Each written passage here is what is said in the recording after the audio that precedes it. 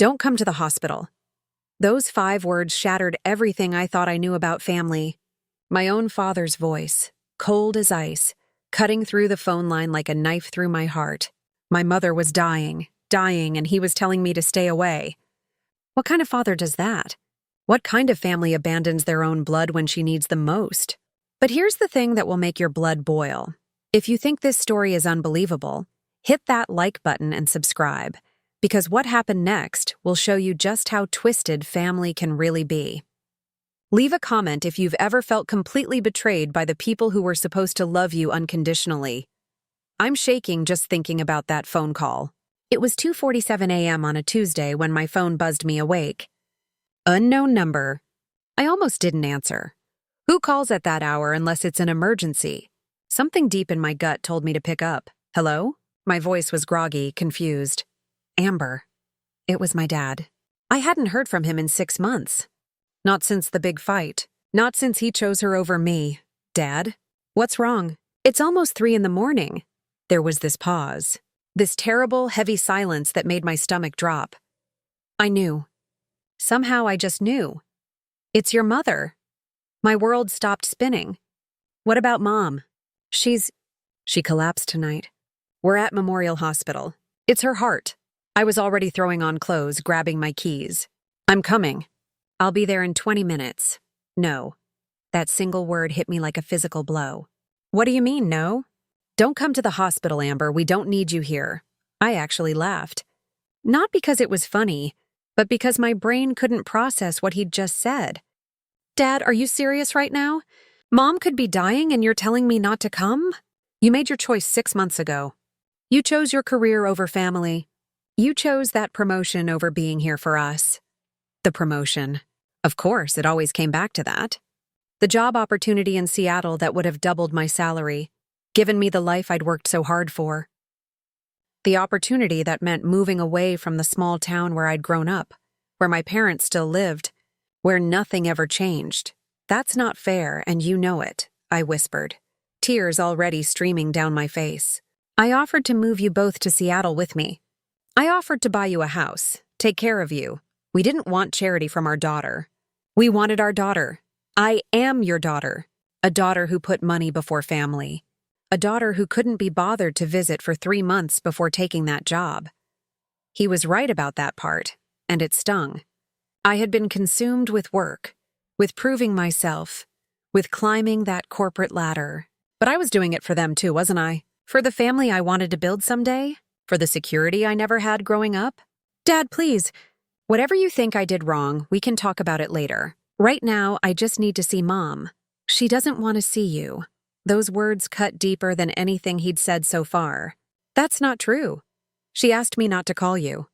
I only called because I thought you had a right to know. But she made me promise. No drama, no stress. The doctor said stress could kill her. I would never stress her out. I love her. Like you loved us when you moved 800 miles away? I was sobbing now, pacing my apartment like a caged animal. Through the window, I could see the Seattle skyline. All those glittering lights that had once represented my dreams. Now they just looked cold. Is she going to be okay? Another pause. Longer this time, we don't know. They're running tests. It was a massive heart attack, Amber. Massive.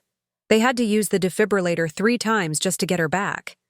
The image of my mother, my sweet, gentle mother who baked cookies for the neighbors and never said an unkind word about anyone, lying on a hospital bed with machines keeping her alive.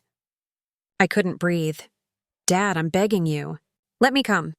Let me say goodbye if... I can't, I promised her.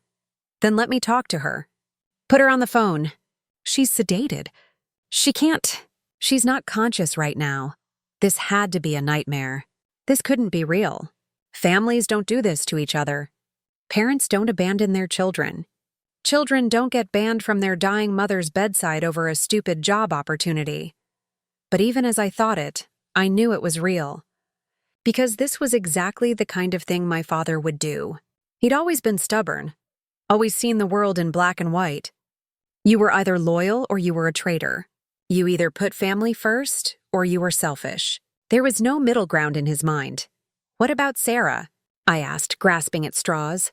My younger sister, the golden child who'd married her high school sweetheart and never left town. Surely she would stand up for me. Sarah agrees with me. Of course she did. Saint Sarah, who'd never taken a risk in her life, who worked part-time at the local library and spent her weekends helping Dad fix things around the house. Sarah, who'd always resented my ambition, who made snide comments about my big city dreams every chance she got. This is insane, Dad. You're all insane. I'm coming anyway. If you show up here, I'll call security. The line went dead. I stood there in my expensive apartment, in my silk pajamas, staring at my phone like it might suddenly ring again with my father apologizing, saying it was all a mistake, begging me to come be with our family. It didn't ring. I tried calling back. Straight to voicemail. I tried Sarah's number. Same thing. I even tried the hospital, but they wouldn't give me any information since I wasn't listed as an emergency contact. Of course I wasn't. Why would I be? I was just the daughter who dared to want more than a life of quiet desperation in a town where the biggest excitement was the annual corn festival. I sat on my couch as the sun came up, still in my pajamas, crying until I had no tears left. Then I called in sick to work, the job that had supposedly cost me my family, and booked a flight home. I didn't care what my father said. I didn't care if he called security. My mother was dying, and no one was going to keep me from her bedside. Not even him. The flight was a nightmare. 3 hours of turbulence and crying babies and my phone buzzing with work emails that suddenly seemed completely meaningless. What was a quarterly report compared to losing your mother? What was a client presentation compared to never getting to hug the woman who raised you again? I kept checking my phone, hoping for an update, praying that somehow my father would change his mind. Nothing. When I landed, I rented a car and drove straight to Memorial Hospital. My hands were shaking so badly I could barely hold the steering wheel. What if I was too late? What if she'd already... I couldn't even think the word. The hospital looked exactly the same as it had when I was 12, and Sarah broke her arm falling off her bike. Same beige walls, same antiseptic smell, same uncomfortable plastic chairs in the waiting room. But everything felt different now. Hostile. Unwelcoming. I went straight to the information desk. I'm here to see Linda Patterson. She was admitted last night with a heart attack. The volunteer, a kind-looking older woman with gray hair and worried eyes, typed something into her computer. Are you family? I'm her daughter. I'm sorry, dear, but I don't see you on the approved visitor list. My heart sank. He'd actually done it. My own father had banned me from seeing my dying mother. There must be some mistake. I'm Amber Patterson. I flew in from Seattle as soon as I heard. She looked at her screen again, then at me with genuine sympathy. I'm sorry, sweetie.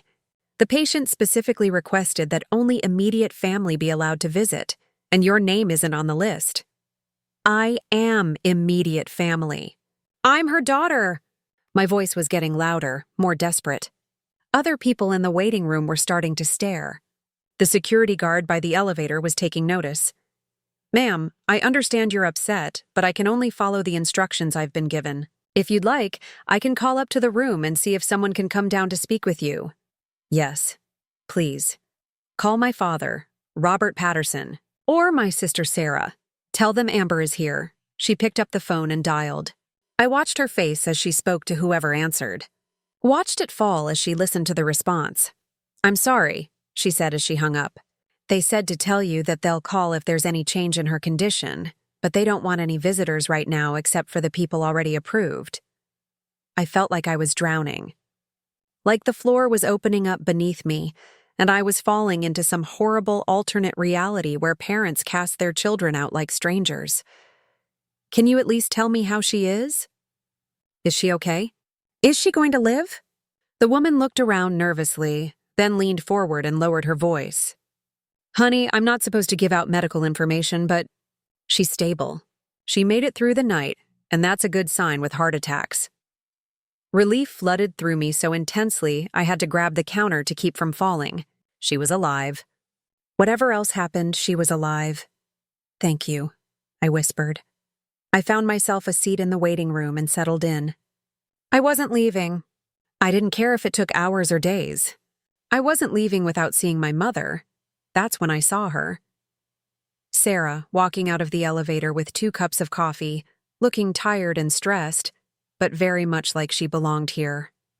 Like she had every right to be here while I sat in the waiting room like a stranger. Our eyes met across the room, and for a moment, I saw something flicker across her face. Guilt, maybe? Regret? But it was gone so quickly I might have imagined it.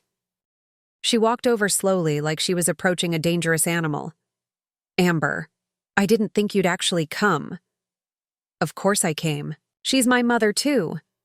Sarah sat down next to me, but not too close. Like whatever I had might be contagious. Dad's really upset that you're here. Dad's upset about a lot of things. That doesn't make him right. We sat in uncomfortable silence for a moment. Then Sarah said the words that made everything so much worse. She asked for you. My head snapped up. What? About an hour ago. When she woke up for a few minutes, she was confused, scared. She asked where you were. The rage that filled me was unlike anything I'd ever felt. It was hot and consuming, and it made me want to scream until my throat was raw. And what did Dad tell her? Sarah looked down at her coffee. He told her you couldn't make it. That you were busy with work. He lied to her. He was protecting her. From what? From her own daughter who loves her? From the stress of wondering why you didn't come when she needed you. I stared at my sister. My baby sister who I'd read bedtime stories to, who I'd taught to ride a bike, who I'd helped with homework for years, and realized I didn't know her at all. You really believe that, don't you? You actually think I'm the villain here. I think you made choices, Amber, and choices have consequences. What choices? Taking a job? Trying to build a life for myself? Abandoning your family? There it was. The real truth. They didn't see my success as something to be proud of. They saw it as betrayal. They saw my dreams as abandonment. I never abandoned anyone. I called every week. I sent money when Dad's back went out and he couldn't work. I flew home for every major holiday. But you weren't here. I couldn't be here and have the career I wanted. Some of us aren't content to spend our whole lives in a town of 3,000 people, Sarah. Some of us want more. More than family? The question hung between us like a sword. Because that's what it really came down to, wasn't it? In their minds, wanting more than what they had was the same as not wanting them. I wanted both, I said quietly. I wanted my family and my career. I didn't know I had to choose. Well, you did choose. And now Mom is fighting for her life, and you're not even allowed in her room. Sarah stood up, coffee in hand, ready to go back to the place where she belonged. The place I was banned from. Sarah, wait. She turned back. Is she going to be okay? For the first time since I'd arrived, my sister's mask slipped. I saw the fear in her eyes, the same fear that was eating me alive. We don't know. The next 24 hours are critical. If she makes it through tonight. She didn't finish the sentence. She didn't need to. Please, I whispered. Please let me see her. Just for a minute. I won't upset her. I won't even tell her about the fight with Dad. I need to see her. Sarah looked at me for a long moment and I saw her wavering. For just a second I thought she might choose her sister over her father's stubbornness. Then she shook her head. I can't. Amber, I promised Dad. And she needs all the positive energy she can get right now. She can't handle any drama. I'm not drama. I'm her daughter. But Sarah was already walking away, back to the elevator, back to the room where my mother lay dying without me. I sat in that waiting room for 6 hours. 6 hours of watching other families come and go, of seeing children hug their parents, of witnessing normal, healthy family dynamics that I'd apparently forfeited when I dared to reach for something more than the life I was born into. The afternoon was fading when I finally saw him. Dad, looking older than I remembered, grayer, walking toward the elevator with the slow gait of a man carrying the world on his shoulders. He saw me before I could decide whether to approach him or not. Our eyes met across that waiting room, and I saw something I'd never seen in my father's face before. Fear. He was afraid of losing her. Afraid of being alone. Afraid that all his pride and stubbornness might cost him the love of his life. For a moment, I thought he might walk over. I thought he might finally come to his senses and realize that keeping me away wasn't protecting anyone. It was just causing more pain. Instead, he turned and walked toward the exit, but then he stopped, turned back. And that's when I heard the announcement that changed everything. Code Blue. Room 314. Code Blue. Room 314. My father's face went white. Room 314. My mother's room. The sound that came out of my father's throat wasn't human. It was primal, raw, the sound of a man watching his world collapse. He started running toward the elevator, and I found myself running too, all the anger and hurt from the past hours forgotten in the face of pure terror. Dad, wait. He didn't stop. Didn't even look back. But when the elevator doors opened and he stepped inside, he didn't stop me from following. We rode up in silence, both of us staring at those glowing numbers as they climbed. 1, 2, 3. Each floor felt like an eternity. When the doors opened on the 3rd floor, chaos greeted us. Doctors and nurses rushing toward room 314, medical equipment being wheeled down the hallway, that awful alarm beeping that means someone is dying. "That's my wife," Dad said to the first nurse he saw, his voice breaking. "Linda Patterson. Room 314, what's happening?" "Sir, I need you to wait in the family lounge while the team works on her. Someone will come speak with you as soon as, is she dying?" The question tore out of him like a physical wound. "Please, I need to know. Is my wife dying?" The nurse's face softened with practiced compassion. "Sir, the doctors are doing everything they can. Please, let me take you to the family room where you'll be more comfortable." She started to guide him away, and that's when she noticed me standing there, still in yesterday's clothes, mascara streaked down my cheeks, looking like the disaster I felt inside. "Are you family?" Before I could answer, Dad spoke up. His voice was hollow, defeated. "She's my daughter. Not.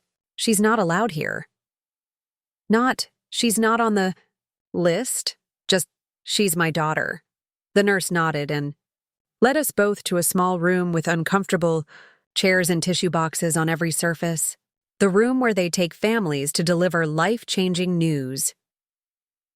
We sat across from each other, and for the first time in 6 months, my father really looked at me.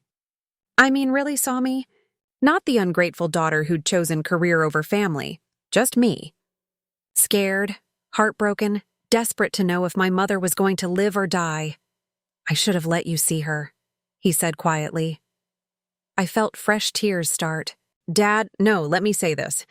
I should have let you see her. Whatever's between us, whatever I think you did wrong, she's your mother. She loves you. I love her too. More than anything. I know you do. I've always known that." We sat in that terrible room for what felt like hours but was probably only minutes. Neither of us speaking, both of us lost in our own private hells of what if and if only. Then Dr. Martinez walked in. I recognized him from when Mom had her gallbladder surgery 2 years ago. His face was serious, professional, but I couldn't read anything from his expression. "Mr. Patterson?" Dad stood up so fast he almost fell over. "How is she? Please tell me she's okay. Your wife is stable for now. She went into cardiac arrest, but we were able to get her heart rhythm back. However, I need to be honest with you. This was a significant event. Much more serious than the initial heart attack." "What does that mean?" I found my voice for the first time since the code blue Dr. Martinez looked between us. "It means her heart has sustained considerable damage. She's going to need surgery. A triple bypass, possibly more depending on what we find when we get in there." "When?" Dad asked. "We need to do it tonight. Her condition is too unstable to wait." The room started spinning. Surgery. Tonight? My mother, who was afraid of needles and cried during medical TV shows, was going to have her chest cracked open in a few hours. What are her chances? The question came out as barely a whisper. Dr. Martinez hesitated, and that hesitation told us everything we needed to know. Heart surgery is always risky, especially after the trauma her heart has already endured. But Dr. Chen is one of the best cardiac surgeons in the state. If anyone can help your mother, it's him. But what are her chances? Dad pressed. I'd say 60-40. 60-40. My mother had a 60% chance of surviving the night, which meant she had a 40% chance of dying on that operating table. And the last conversation I'd had with her was 3 months ago when I called to tell her about my promotion, and she'd seemed distant, distracted. Can we see her? Before the surgery? She's being prepped now, but yes. You can see her for a few minutes. I should warn you, she's on a lot of medication for the pain and to keep her stable. She may not be fully coherent.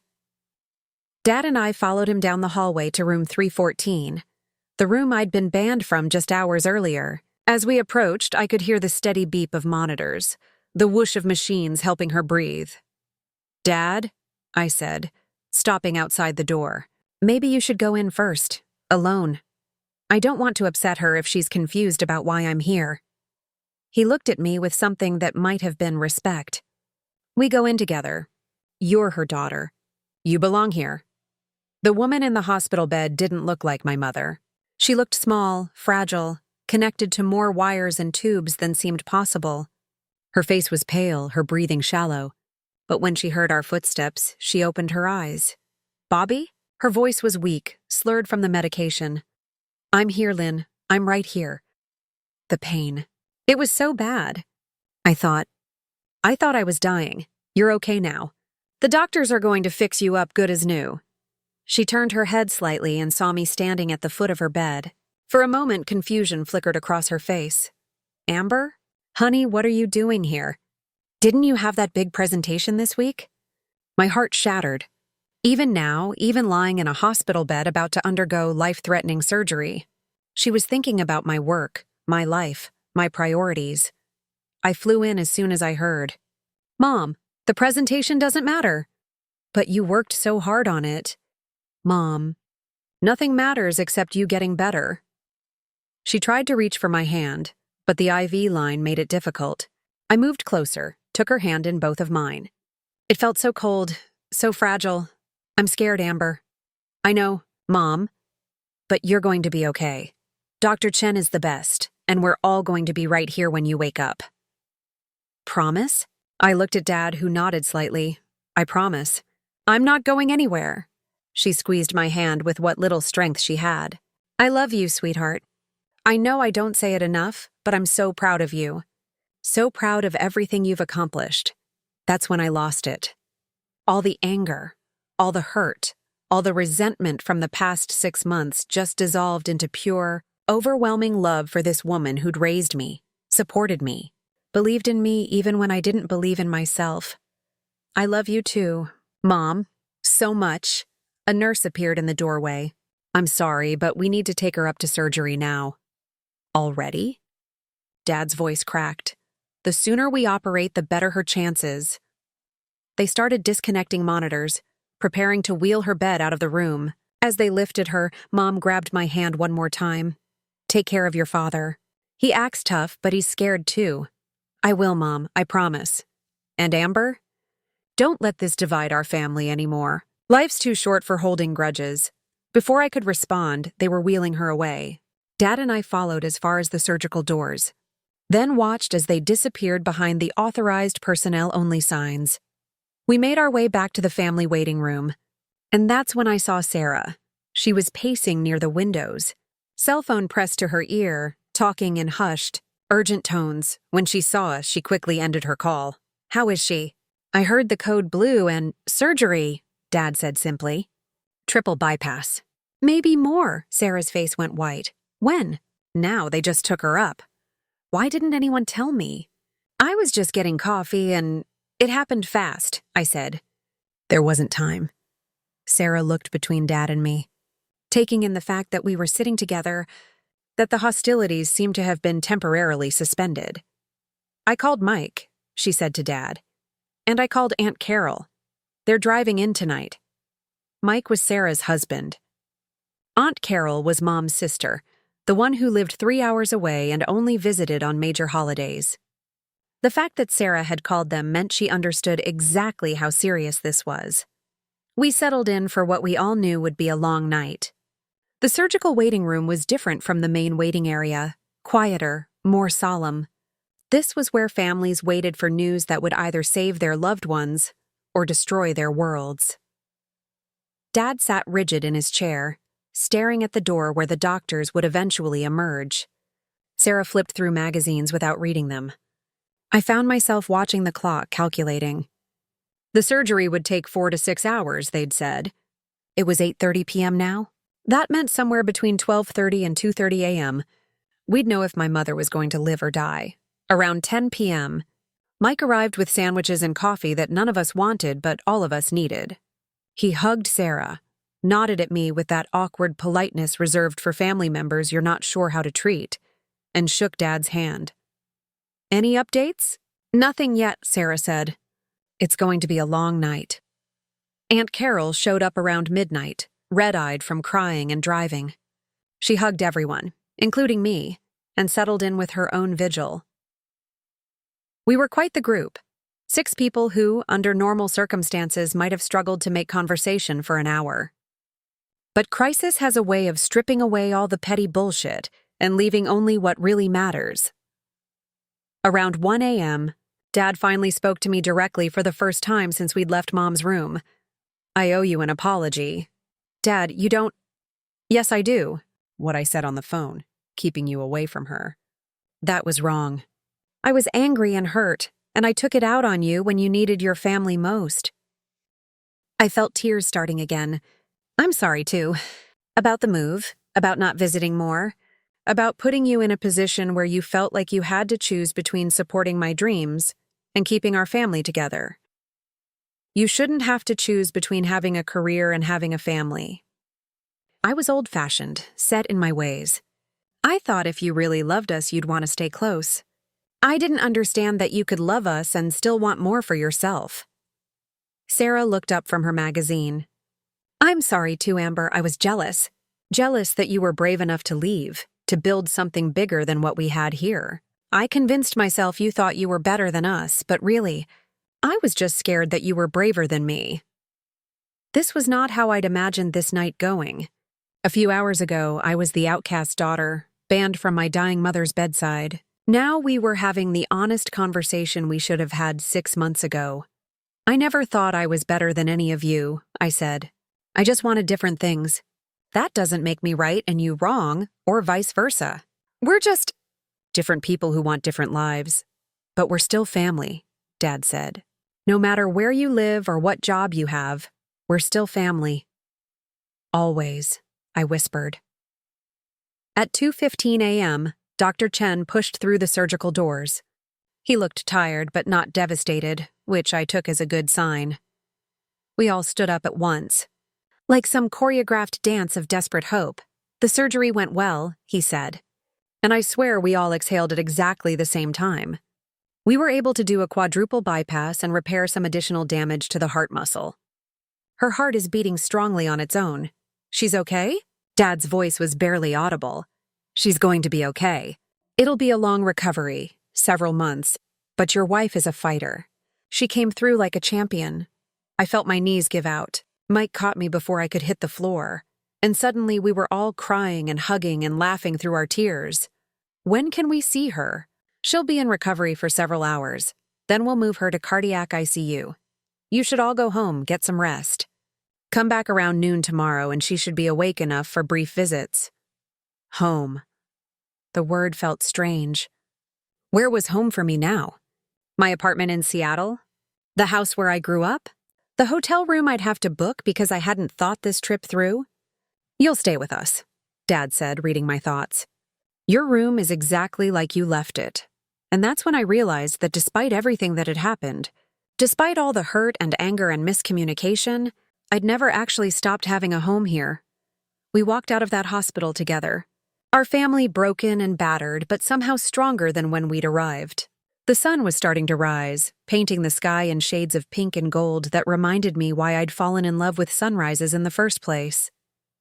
As we reached the parking lot, my phone buzzed. A text from my boss in Seattle, asking about the Johnson presentation. For the first time in my career, I didn't feel that familiar spike of anxiety about work. I'd deal with Seattle later. Right now, I had somewhere more important to be. I was about to put my phone away when it buzzed again. This time, An email from an unknown address with a subject line that made my blood run cold. You need to know the truth about your mother's heart attack. I stared at that email for a full 30 seconds, my finger hovering over the delete button. After everything we'd just been through, after the reconciliation and the tears and the promise that we were family no matter what, the last thing I wanted was some stranger stirring up more drama. But something stopped me from deleting it. Maybe it was the way it was worded, not "I have information" or "you should know something," but "you need to know the truth." Like whatever this person had to say wasn't optional gossip, but something essential. I opened it. Amber, I know you don't know me, but I work at Mercy General, the hospital where your mother was taken initially before they transferred her to Memorial. I was on duty Tuesday night when she came in. There are things about your mother's condition that your family doesn't know. Things they're not telling you. If you want answers, meet me at Rosie's Diner on Main Street tomorrow at 3 p.m. Come alone. My hands were shaking as I read it a second time. Mercy General was the smaller hospital across town, the one that handled basic emergencies before transferring serious cases to Memorial's cardiac unit. But what could they possibly know about Mom's heart attack that we hadn't been told? Amber, you coming? Dad was calling from across the parking lot, where the rest of the family was gathering around their cars. I quickly closed the email and jogged over to them, my mind racing. Should I tell them about the message? Should I ignore it completely? Everything okay? Sarah asked, noticing my expression. Just work stuff, nothing that can't wait. But as I followed Dad's truck back to the house where I grew up, I couldn't stop thinking about that email. Things they're not telling you. What things? What could possibly be hidden about a heart attack? The house looked smaller than I remembered. The paint was peeling on the front porch, and Mom's flower garden was overgrown with weeds. I realized with a pang of guilt that while I'd been climbing the corporate ladder in Seattle, my parents had been getting older, their house showing signs of age and neglect they couldn't keep up with anymore.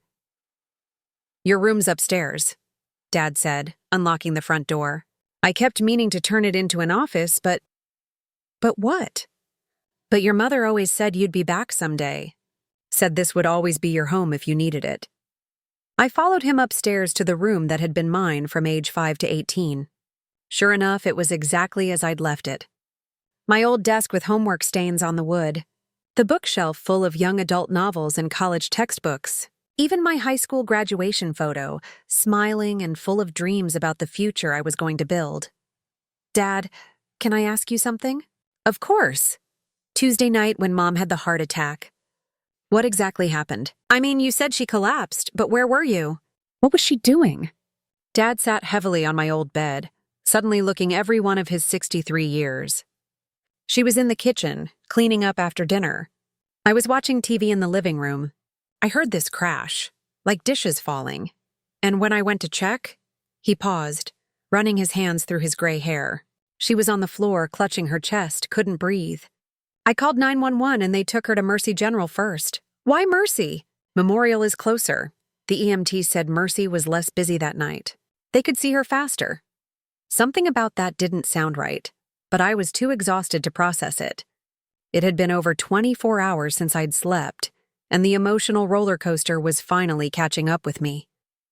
Dad, I think I need to sleep for a few hours before we go see Mom. Of course. I'll wake you around 11 so we can get to the hospital by noon, but I barely slept. Every time I closed my eyes, I saw that email. Things they're not telling you. By 2:30 p.m., I couldn't stand it anymore. I told Dad I was going to grab some flowers for Mom and would meet them at the hospital. Instead, I drove to Rosie's Diner. I recognized her immediately, even though I'd never seen her before. She was sitting in a back booth, wearing scrubs under a winter coat, nervously turning a coffee cup in her hands. When she saw me, she stood up and waved me over. You must be Amber. I'm Janet Torres. I'm a nurse at Mercy General. Thank you for meeting with me. Your email. It said there were things about my mother's condition that I needed to know. Janet looked around the mostly empty diner, then leaned forward and lowered her voice. What I'm about to tell you could cost me my job. But after seeing what happened to your mom, and knowing what I know, I couldn't stay quiet. My stomach dropped. What do you mean, what happened to her? Your mother didn't just have a heart attack, Amber. She was poisoned. The world stopped spinning. What? When she came into Mercy General, her symptoms were consistent with digitalis poisoning. It's a heart medication that, in large doses, can cause cardiac arrest. I ran the blood work myself. That's impossible. Mom doesn't take heart medication. She's never had heart problems before. I know. That's what made it suspicious. Someone gave her digitalis who shouldn't have had access to it. You're saying someone tried to kill my mother? I'm saying someone gave her a medication that nearly did kill her. Whether it was intentional or accidental, Janet shrugged. That's not for me to determine. My mind was reeling. Did you tell the doctors? The police? I told Dr. Harrison, the attending physician. He said to keep it quiet until they could investigate further.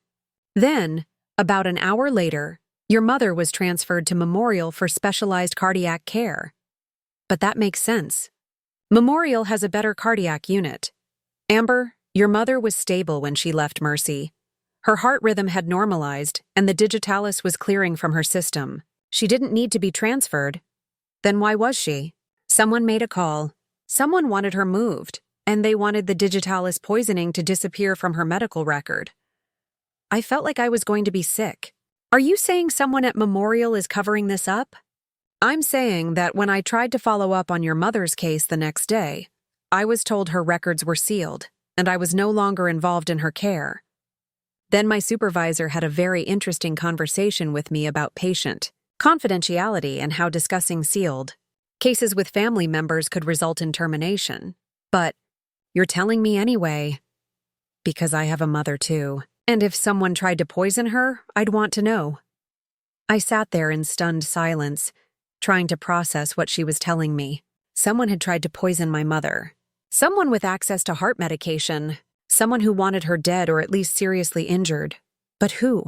And why? Janet, I need to ask you something, and I need you to be completely honest with me. Okay. The digitalis, how would someone get it? Is it something you can buy over the counter? No. It's prescription only, and it's usually only prescribed for specific heart conditions. Someone would need access to a pharmacy or what? Or they'd need to know someone who was already taking it. A terrible thought was forming in my mind. What if someone in my family had access to it? Janet's expression became very serious. Amber, I can't make accusations, but I can tell you that the amount of digitalis in your mother's system wasn't accidental. Someone knew exactly what they were doing. I drove back to Memorial in a daze, my mind cycling through impossible possibilities. Who in my family would want to hurt Mom? Dad loved her more than life itself. I'd seen his terror in that hospital waiting room. Sarah might resent me, but she adored our mother. No, I couldn't even think it. But the thought kept creeping in anyway. What if this wasn't about Mom at all? What if this was about me? I was so lost in thought that I almost walked right past the cardiac ICU waiting room. When I finally found my family, they were clustered around Sarah, who was sobbing into Mike's shoulder. What's wrong? I rushed over. Is Mom okay? Did something happen? Dad looked up at me with hollow eyes. She's awake, but Amber, she doesn't remember you coming to the hospital. She doesn't remember seeing you before the surgery. What do you mean? The doctor says it's not unusual after cardiac surgery. Sometimes patients lose memories from the days around the trauma. But she keeps asking why you didn't come when she was sick. My heart broke all over again. Can I see her? She's been asking for you for the past hour. I followed a nurse into the cardiac ICU, past all the monitors and machines and other families keeping vigil over their loved ones. Mom was propped up in bed, looking much better than she had the night before, but still fragile. Amber. Her face lit up when she saw me. You came. I was so worried you couldn't get away from work. I sat down next to her bed, taking her hand carefully to avoid the IV lines. Of course I came, Mom. I flew in as soon as I heard. I'm so sorry you had to see me like this. I know how busy you are with your important job. Mom, you're more important than any job. You know that, right? She squeezed my hand. I was so scared, honey. The pain was so intense and I couldn't breathe. and I kept thinking about all the things I never got to tell you. Like what? Like how proud I am of you. How much I admire your courage to go after what you wanted, even when it meant leaving us behind. I never wanted to leave you behind. I know that now. Your father, he was hurt and scared of losing you, so he made it seem like you had to choose. But you don't. You never did. We talked for a few more minutes before the nurse said I needed to let her rest. As I was getting ready to leave, Mom grabbed my hand. Amber, there's something I need to tell you about the night I got sick. What about it? I keep having this strange memory. It's probably nothing. The doctor said my brain might be mixed up from all the medication, but I keep remembering someone coming to the house that evening. Before I collapsed, my blood went cold. Who? Who came to the house? I can't remember clearly, but they brought me something. Tea, I think? Said it would help with the headaches I'd been having. The headaches. Mom had been complaining about headaches for weeks. Dad had mentioned it in passing during one of our phone calls, said she thought it was stress. Mom, this is important. Can you remember anything else about this person? Man or woman? What they looked like? She closed her eyes, concentrating. It was someone I trusted, someone I cared about, but the face keeps changing in my memory. I'm sorry, honey. I know it doesn't make sense. It made perfect sense, and it terrified me. Mom, I want you to promise me something. Don't eat or drink anything that anyone brings you unless it comes directly from the hospital kitchen, okay? Even if it's family. Amber, you're scaring me. Is everything okay? Everything's fine. I just want you to focus on getting better. But as I left her room and rejoined my family in the waiting area, I knew everything was far from fine. Someone had tried to poison my mother. Someone she trusted.